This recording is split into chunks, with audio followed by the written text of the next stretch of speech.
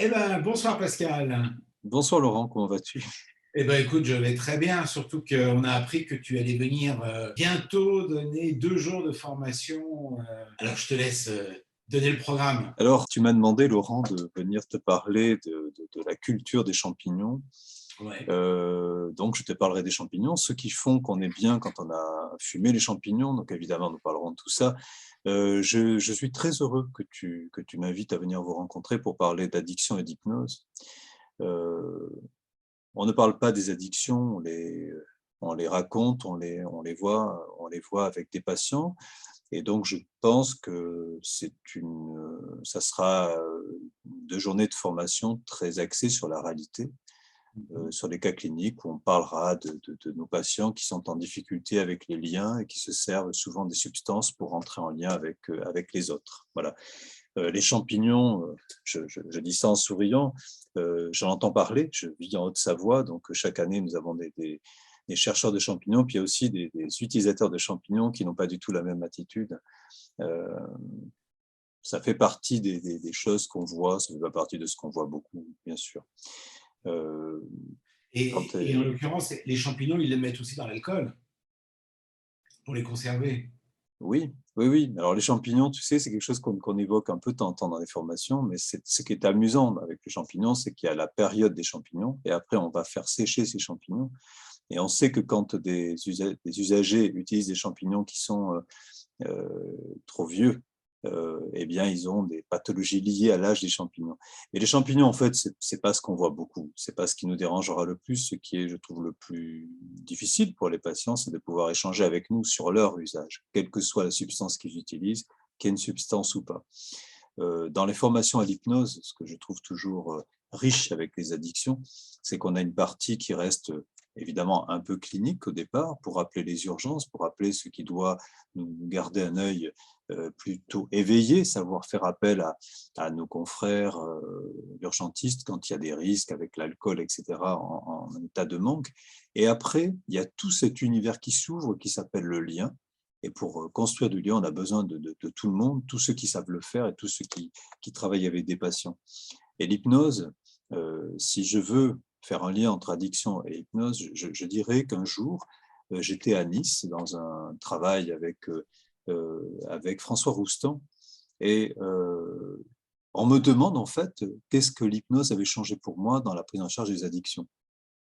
Ça m'a permis de ne plus me dire encore une fois, ça n'a pas marché. Voilà, ça je ne me le dis plus avec l'hypnose.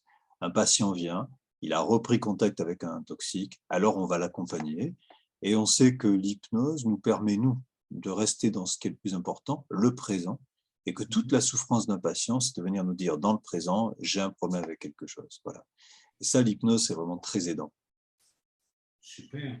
Bah, écoute, moi, j'attends avec impatience ces journées-là pour que nos étudiants puissent à la fois se conforter dans les outils non spécifiques qu'ils possèdent déjà, et puis certaines parties un peu plus spécifiques, propres à l'alcool ou au tabac. Mais en fait, on s'aperçoit que l'hypnose, c'est vraiment le lien, c'est la présence, et c'est vraiment utiliser tous les outils, aussi bien d'hypnose, de thérapie brève, orientée solution. Et, euh, et c'est ça qui fait l'originalité de nos approches. Oui, oui, c'est ça. Et puis, si tu veux, moi je dirais que quand je vois des patients, aujourd'hui, j'ai vu beaucoup de patients dans les addictions, j'ai dit à un patient, écoutez, on va jouer à quelque chose. Parce que oui, ça doit rester du jeu. Et tu sais qu'on en parle souvent entre nous du jeu. Je ne vois pas pourquoi on imposerait à un patient qui souffre une approche triste, une approche rigoureuse, une approche où on n'a pas le droit de mettre de l'imaginaire avec un peu de sourire.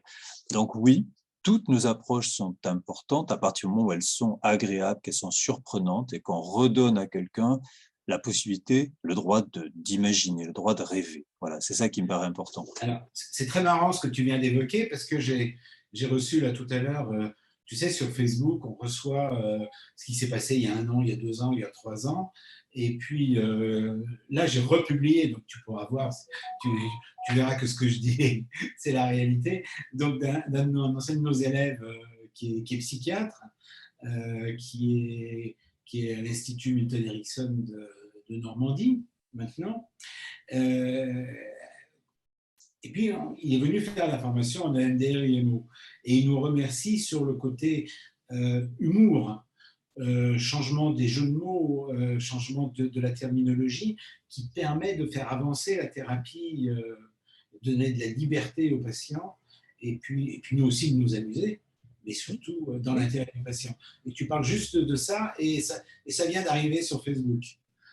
Mais c'est bien, non mais c'est important, c'est très important. Donc en gros, quand on se retrouvera pour cette formation, on parlera de confusion, qui est vraiment ce que je trouve le plus fascinant autour de ce mot hypnose.